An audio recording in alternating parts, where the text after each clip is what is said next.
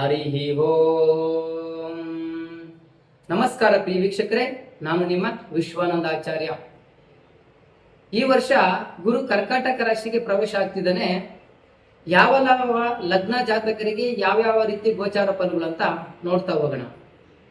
ಈ ವರ್ಷ ಗುರು 2026 June 2ರಿಂದ 2027 June 26ನೇ ತಾರೀಕುವರೆಗೂ ಕರ್ಕಾಟಕ ರಾಶಿಯಲ್ಲಿ ಸ್ಥಿತನಾಗಿರ್ತಾನೆ. ಆಗ ಫಲಾಫಲಗಳು ಯಾವ ರೀತಿ ಇರುತ್ತೆ ಅಂತ ನೋಡೋಣ. ಅದ್ರ ಜೊತೆಗೆ ನಾವು ಇನ್ನೊಂದು ಗಮನದಲ್ಲಿ ಇಟ್ಕೊಬೇಕು. ಈ ವರ್ಷ 2026 10/31ರಿಂದ 2027 ಜನವರಿ 24ನೇ ತಾರೀಕುವರೆಗೂ ಗುರು ಗ್ರಹ ಸಿಂಹ ರಾಶಿಗೆ ಪ್ರವೇಶ ಆಗ್ತಾನೆ. ಆಗ ಫಲಾಫಲಗಳು ಬೇರೆ ತರ ಇರ್ತದೆ. ಈಗ ನಾವ್ ಹೇಳ್ತಕ್ಕಂಥದ್ದು ಕರ್ಕಾಟಕ ರಾಶಿಯಲ್ಲಿ ಗುರು ಸ್ಥಿತನಾಗಿದ್ದಾವಾಗ ಯಾವ ಲಗ್ನ ಜಾತಕರಿಗೆ ಏನೇನು ಫಲಾಫಲಗಳು ಅಂತ ನೋಡ್ತಾ ಹೋಗೋಣ.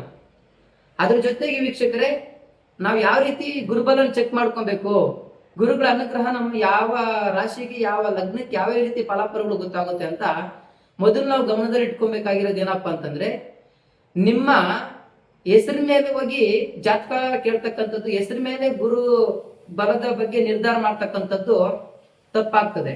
ಆ ಹೆಸರು ಯಾವ ರೀತಿ ಇಟ್ಕೊಂಡಿದ್ದೀರಾ ಮೊದಲು ಅದನ್ನ ತಿಳ್ಕೊಬೇಕು.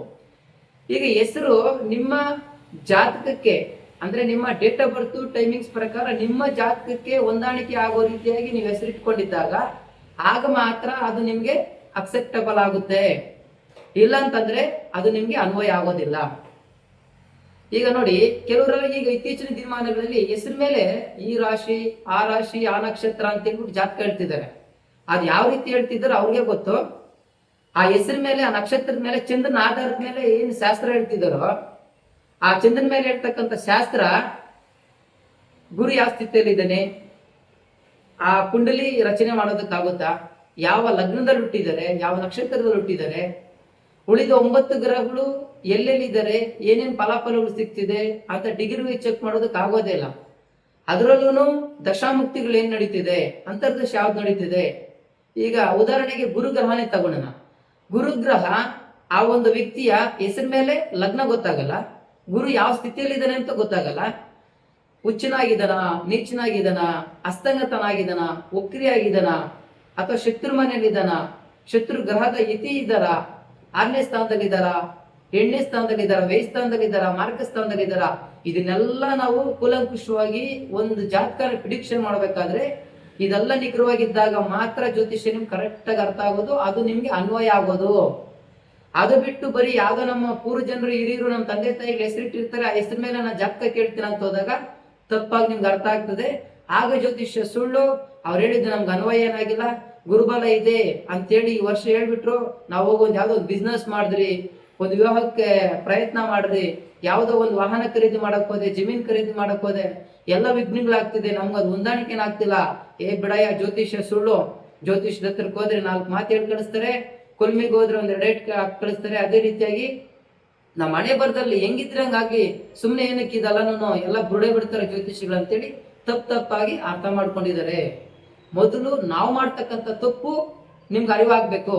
ನಮ್ಮ ಡೇಟ್ ಆಫ್ ಬರ್ತ್ ಟೈಮಿಂಗ್ಸ್ ಪ್ರಕಾರ, ನಮ್ಮ ಜಾತಕದ ಪ್ರಕಾರ ಹೆಸರಿಟ್ಕೊಂಡಿದ್ದೀರಾ, ಆಗ ಮಾತ್ರ ನೀವು ಜ್ಯೋತಿಷ್ಯ ಕೇಳಿದಾಗ ನಿಮ್ಗೆ ಅದು ಅಕ್ಸೆಪ್ಟಬಲ್ ಆಗುತ್ತೆ. ಇಲ್ಲ ಅಂತಂದ್ರೆ ಅದು ನಿಮ್ಗೆ ಅನ್ವಯನ ಆಗೋದಿಲ್ಲ.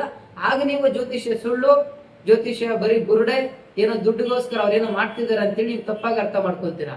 ಅದನ್ನು ಹೇಳೋರ್ದು ತಪ್ಪೆ, ಕೇಳೋರ್ದು ನಿಮ್ದು ತಪ್ಪಾಗಿರ್ತದೆ.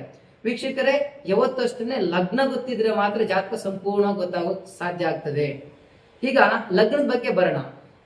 ಗುರು ಕರ್ಕಾಟಕ ರಾಶಿಗೆ ಪ್ರವೇಶ ಆಗಿರೋದ್ರಿಂದ ಯಾವ ಲಗ್ನ ಜಾತಕರಿಗೆ ಏನೇನು ಫಲಾಫಲಗಳು ಅಂತ ತಿಳಿಯೋದಕ್ಕಿಂತ ಮುಂಚಿತವಾಗಿ ಇನ್ನೊಂದು ಕ್ಲಾರಿಟಿ ಕೊಡ್ತೀನಿ. ನಿಮ್ಮ ಗುರುಬಲ ಬಂದ್ಬಿಟ್ಟಿದೆ, ನಮ್ಮ ಈ ಲಗ್ನ ನಮ್ದು, ಆದ್ರೂ ನಮ್ಗೆ ಈ ಫಲಾಫಲಗಳಿಲ್ಲ ಅಂತೇಳಿ ಸುಮಾರು ಜನಕ್ಕೆ ಸಂಶಯ ಇದೆ. ಅದಕ್ಕೊಂದು ಉತ್ತರ ಕೊಡ್ತೀನಿ. ಗುರುಬಲ ಬಂದಿದೆ, ಗುರುವಿನ ಅನುಗ್ರಹ ಇದೆ ಅಂತ ಹೇಳಿದ ತಕ್ಷಣ ನಿಮ್ಮ ಜಾತಕಗಳಿಗೆ ಇದು ಒಂದು 50% ಮಾತ್ರ ಅಕ್ಸೆಪ್ಟ್ ಆಗುತ್ತೆ. ಅದ್ರ ಜೊತೆಗೆ ಆ ಗುರುವಿನ ಕಾಂಬಿನೇಷನ್ಗೆ ಆ ಗುರುಗ್ರಹದ ಮಿತ್ರ ರಾಶಿ ಅಥವಾ ಮಿತ್ರ ಗ್ರಹಗಳ ದಶಾಮುಕ್ತಿಗಳು ನಡೀತಾ ಇರಬೇಕು.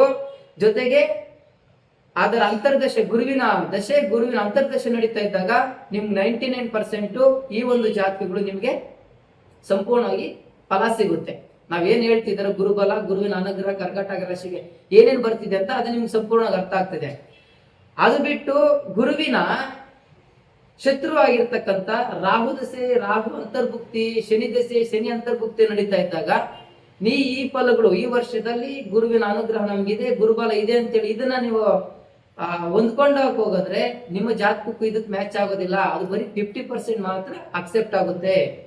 ಗುರುಬಲ ಇದ್ದು, ಗುರು ದಶಾಭುಕ್ತಿ, ಗುರು ಅಂತರ್ದಶಾಭುಕ್ತಿ ನಡೀತಾ ಇದ್ದು ನಿಮ್ಮ ಜಾತಕಗಳಲ್ಲಿ ಏನಾದ್ರೂ ಗುರು ಹುಚ್ಚನಾಗಿದ್ದು ಲಾಭಸ್ಥಾನ, ಕೇಂದ್ರ ಸ್ಥಾನ, ತ್ರಿಕೋನ ಸ್ಥಾನ, ಭಾಗ್ಯಸ್ಥಾನ ಅಥವಾ ಉದ್ಯೋಗ ಸ್ಥಾನ ಇಂಥ ಸ್ಥಾನಗಳಲ್ಲಿ ಬಲವಾಗಿದ್ದಾಗ ಅಥವಾ ಬಲವಾದ ಗ್ರಹದ ಉಚ್ಚ ಗ್ರಹದ ಜೊತೆಗೆ ಇವು ಸ್ಥಿತನಾಗಿದ್ದಾಗ ಅಲ್ಲಿನ ಫಲಾಫಲಗಳು ನಿಮಗೆ ಸಂಪೂರ್ಣವಾಗಿ 100% ಸಕ್ಸಸ್ ಆಗ್ತೀರಾ.